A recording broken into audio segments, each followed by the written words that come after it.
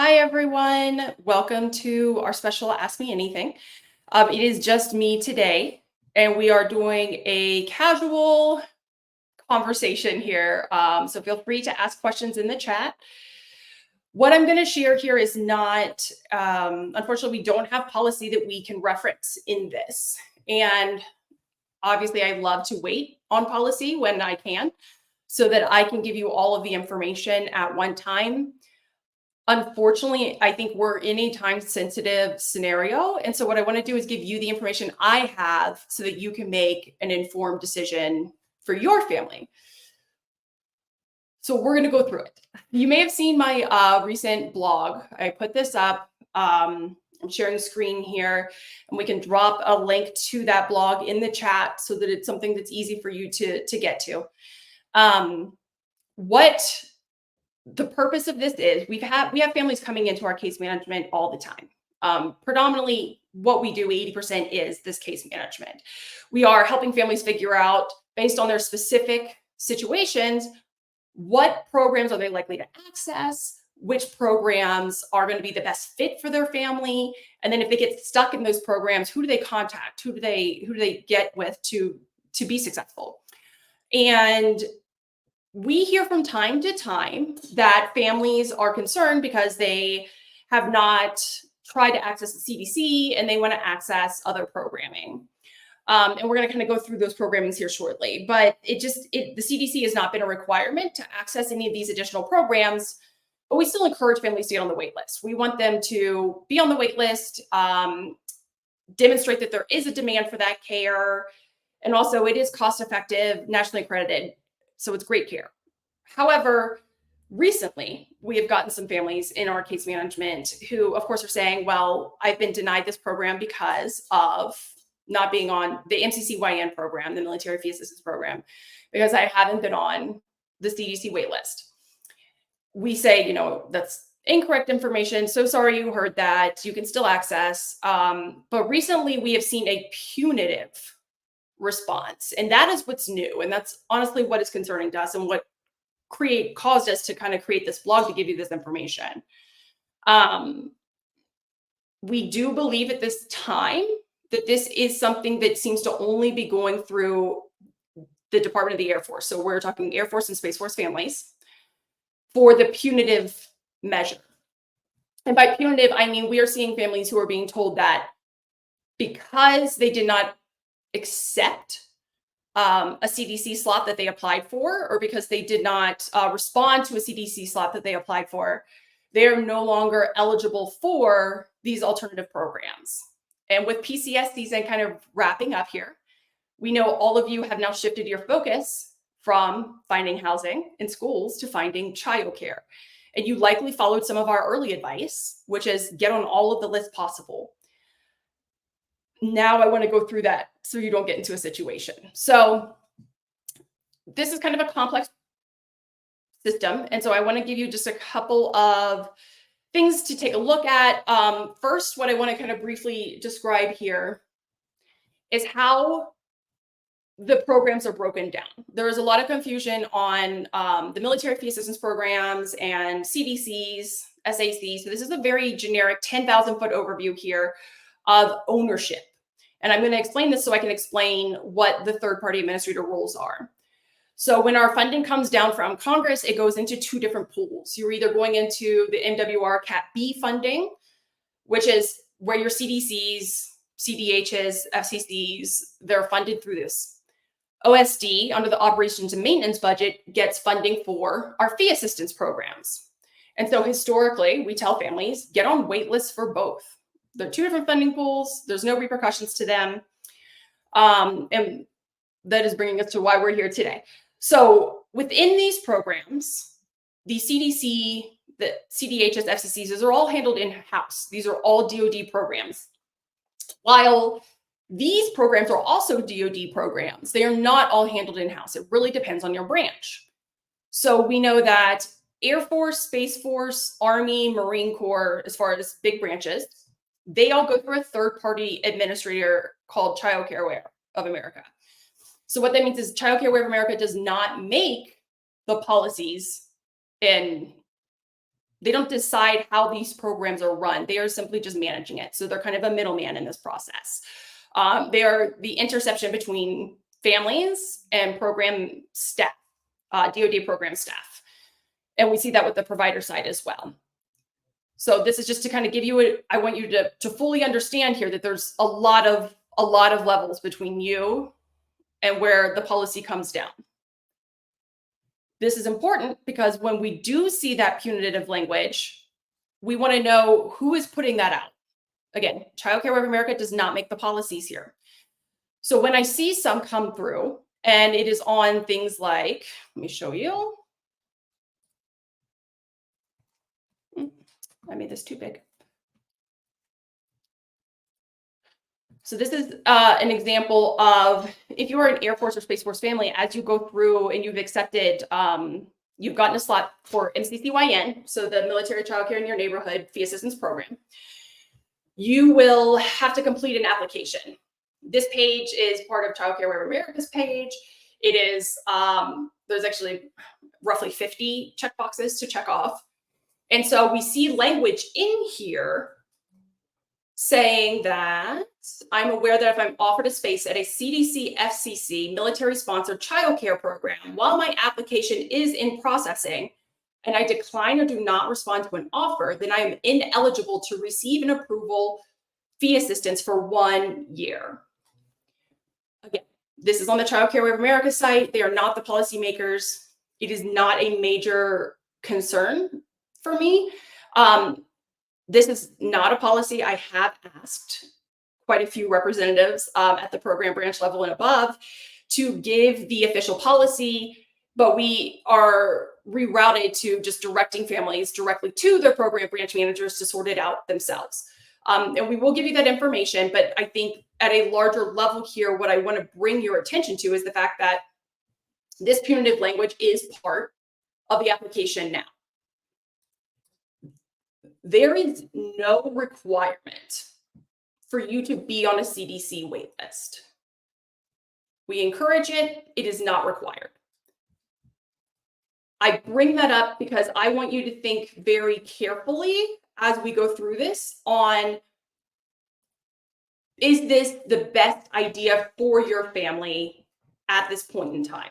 Does this make the most sense? As far as there could be a potential repercussion if you do get on this wait list. So what I want to do also is show you the Army side.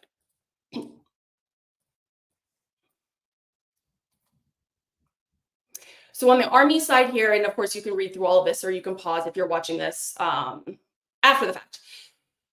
You will see that we do not have the punitive language here for Army families.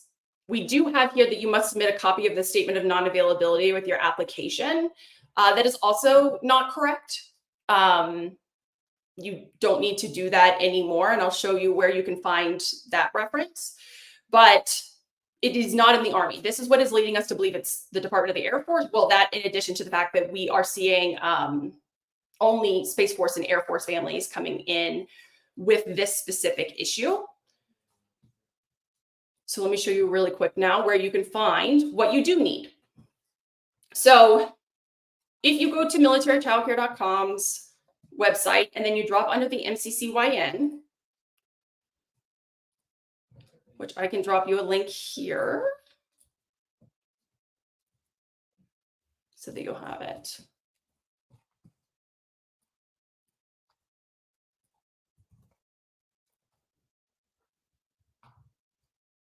There you go.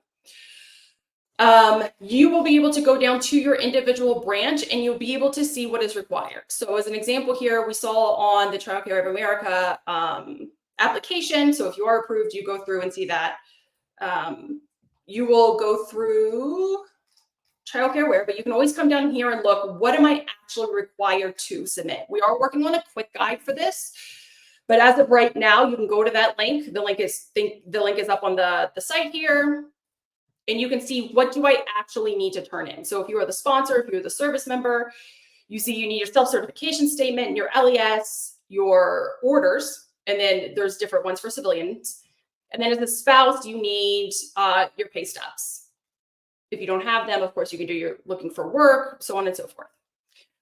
Nowhere on here does it say you need a statement of non-availability. And so I'm demonstrating this just to show you it is not listed. The DoD manages this militarychildcare.com. Since they are the policy makers, this is where we defer. Now, if we go over to the Air Force, because you might be thinking, well, do they say there whether it's punitive or not? We'll come in and we'll see that, again, nowhere in here does it say anything about needing to do the CDC. It also doesn't say anything about the punitive language, but you do not need to be on that CDC waitlist in order to access any of these programs. So that is the first point that I really want to make incredibly clear here. And then I do see a comment here. Should I talk to my chain of command about this? What can they do to help me? Yes. Highly, highly, highly encourage you to speak with your chain of command. And we're going to go through that kind of towards the end. The more eyes we can get on this, the more we can make sure that families are getting all the information that is available for them to make an educated decision. What we know is that when families are told one thing, so for example, if they were to be completing this application and they see that reference, they're going to think, oh, that must be accurate. And they'll ask maybe one or two people, their peers, do you know this to be accurate? And if they say yes, then that's it. They're not going to keep digging. They're not going to keep pushing. They're not going to know that it's not correct. And they should be pushing. So the more we can educate commands, leadership, peers, anyone, military families, spouses, we know that you carry the information. The more that we can pass this out to them, the better off all of our families here will be. So you can go to the link that is there, the link that is in the chat, if you want to see what documents are required as part of what is required as part of joining these military fee assistance programs. And these are the ones currently who go through childcare. The Navy does not go through childcare. So I do not have that language for you. That is in-house. Marines do not go through childcare, or they do go through childcare, but I also don't have that language right now. I have seen it recently and I didn't see any references. And if that changes, I will absolutely let you know. So the next thing I want to talk about, because a lot of families get on the wait list for CDCs, in addition to every other program, one, because that's what we're told to do, and two, because you don't know what care is going to work for you. We're seeing this a lot with our families who are going from one duty station to the next. So their focus up to this point has been housing, schools, employment. And so now they've been on these wait lists forever, and now they're looking to actually get that care. The offer for CDC is going to be limited to only certain groups of people. And that's what I want to talk about here. I wonder if I can present this. No, that's okay. So this is available on our website. And let me drop this link in for you guys at home. Thing that some of these are not going through. So if you do see them going through, please let me know. Otherwise, I will do them after the fact. What I want to talk about now is the priority wait list. So should you still be getting on a CDC wait list? The answer is here, it depends on a lot of factors. When you signed up for the CDC, did you sign up because you thought you had to in order to access the other programs, or did you sign up because CDC would make the most sense for your family?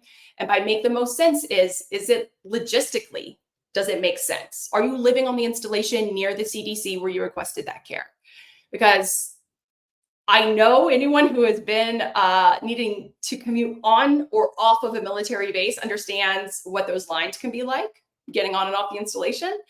They understand how sometimes gates shut down and gates shift. And so then what happens is what was once convenient is now a 45 minutes for you to get around and about in order to get into a gate.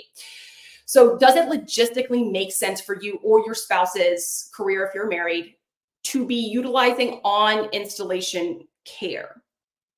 That's the big factor here. If you're not living on the installation and you don't have a schedule that would allow you to meet those CDC hours, the CDC may not be the best decision for you. Secondly, what is your priority status here? We know that CPCs are at capacity. It's what we see in the news. It's what we've heard repeatedly. There are just hundreds, if not thousands, on wait lists at every installation. And in that case, we are going by the priority scheduling. So I have a copy here. This is the same as the DOD's. I didn't change any of the verbiage within the charts. All we did is kind of color code this to help families understand what are they likely to access when they are applying for programs. So if they say, yes, CDC works for me, I live on the base. However, we are category 3A. We have a spouse and the spouse has a lot of, say they're EFMP, they have some medical appointments they need to go to, so they can't do full-time employment right now, but they're going to do part-time school. And they go, but I need childcare for when I go to those appointments and when I'm doing my school. And I want the CDC. What we would do is look at this and say, you're not very likely to access it because we're going based on priority. When we look at CDCs, we see it rarely goes below 1B.2 at this time. Sometimes 1B.3, this first or this second one. But below that, incredibly rare. So that is a factor to consider. If you are on a CDC waitlist right now, and yes, it logistically works for you in your Air Force or Space Force, but you're thinking, I'm probably going to have to do off installation. I may want to do off installation care and you're a low priority level. That would be worth a conversation with your spouse, or feel free to reach out to us to see, does staying on the CDC waitlist make sense right now? If it could result in punitive action that prevents me from accessing outside programs for a year. I just realized I forgot to show you guys. So let me pull it up here real quick. Why this is concerning. So yes, we see it on the Child Care Aware of America applications. But this is actually the piece here, and I hope you guys can see it. I don't know how to zoom in on this. So hopefully you guys can zoom a bit. This is the piece that was more concerning for me. And this is why I was waiting on that rhetoric, is because this message came from militarychildcare.com. So if you remember our original here, Child Care Aware of America is not on this list because they're a third-party administrator. So when they push things out, they should just be repeating what they hear from the program directors. The incorrect information in their application is not concerning. This is concerning because this does come from the DOD. To my knowledge, and from all the replies that I have gotten from DOD representatives, OSD representatives, this should not be happening. This is not policy. This is not standard, but it has not been issued. And so as a result, you need to act like it is real so that you're ready to respond to it. So pretend this is policy until we are told otherwise. So how do we respond to it? Great question.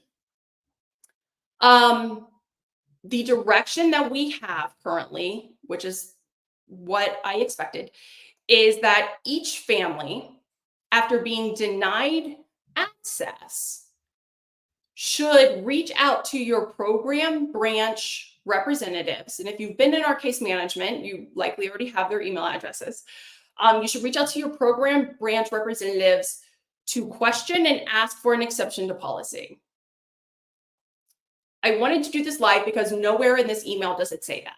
I know this is not the whole email because I had to block out some names, but nowhere in this email does it say it.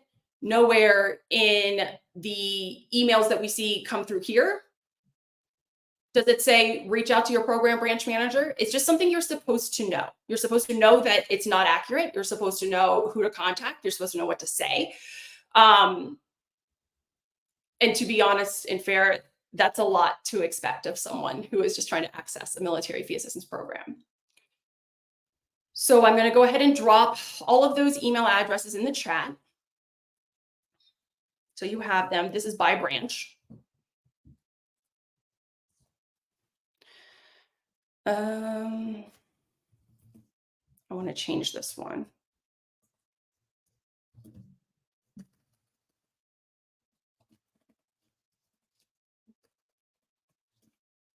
So here's the first three. So this is going to be your Air Force, your Space Force, and your Army. When you do Air Force, please copy both emails. When you do Space Force, please copy both the Space Force email address as well as the to Air Force.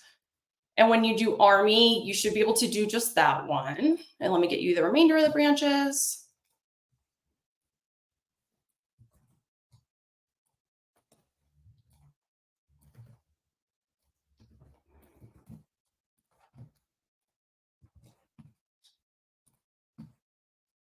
Sorry, it's taken me a minute here by myself today.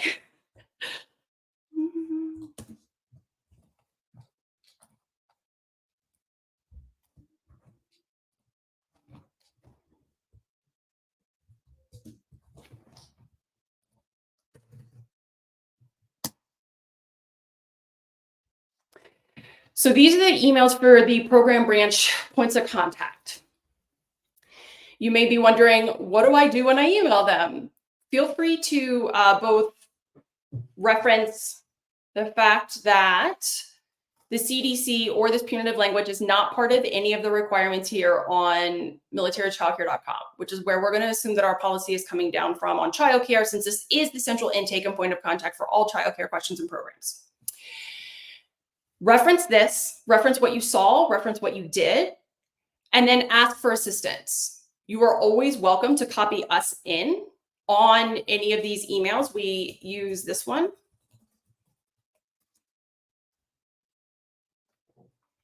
As our case management email. We never respond to these emails. We are just there in case you do have questions. We're able to see what that traffic is back and forth in those emails so that we can give you all the information you need in order to respond. Let me go back here. Okay. So what does this mean moving forward? To be honest, we aren't sure. We are giving you the information we have. And again, the only guidance we've been offered is that each person should be reaching out directly to their branch's program manager. We have concerns over the lack of transparency. Since this is not a published policy, if you are reaching out to those program branch managers, assuming that you happen to have seen this live and you happen to have read over these and you are reaching out to those program branch managers, what if their response is, if that's what it says, then that's what we're doing? I hope not. I don't think so. But just in case, there is no transparency in this. There's no way for you to be your own advocate in this process when we don't see in writing, this is not required and this is not punitive. Second, there is a lack of clarity on this process. I mean, what I show you here as far as this funding and how these programs are kind of divided as far as responsibility goes, all those emails that I provided you are coming from this side here. It's still a very complex process with multiple levels. I had created a graphic at one point in time just to kind of demonstrate how many levels there are to accessing these programs, how many various points of contact. And you as families trying to access this program, you as leaders who are trying to guide families in this program, you may not be a subject matter expert in the military childcare programs. And so the lack of clarity on this process, the lack of published step-by-step access points to this program will make it really difficult for you to request your exceptions to policy.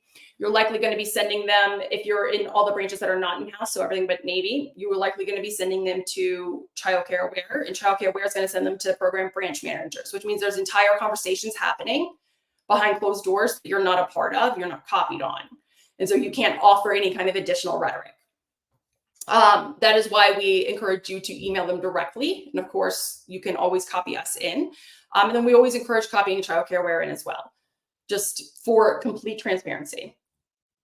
This does, and is one of the larger burdens that we see in program access, is that families take on the administrative burden of these programs.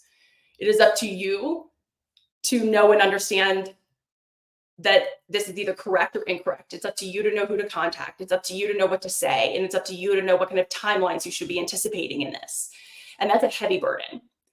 So we've had a few families reach out to us since we put out the blog saying that they were also denied fee assistance. They have found alternatives, options. One just quit their job since she couldn't have CDC or MCCYN. So she, as the spouse, just quit because that was the only solution she had at the time. She didn't know that there were additional steps.